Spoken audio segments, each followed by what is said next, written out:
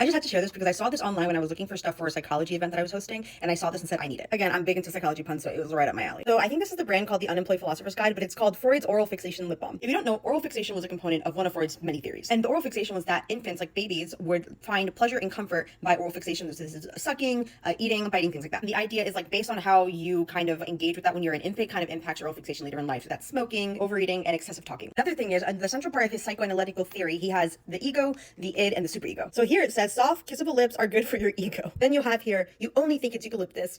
So you have chapped lips, stop blaming your mother. Which again is funny because a lot of his theories also are centralized to the relationship with mothers, even though there's also the Oedipus complex, which is... So I opened up the chapstick and look at what's on here. Are you cracked? Which I forgot to mention, the are you cracked component is because Freud was known to experiment with cocaine as a miracle drug in his like practices. And lastly, better than all mother brands. Which if you don't get that joke, that's referencing a Freudian slip, is when you say something that you actually mean, but you weren't meant to say it. This is just brilliant. And yes, I will be keeping this as well as the packaging.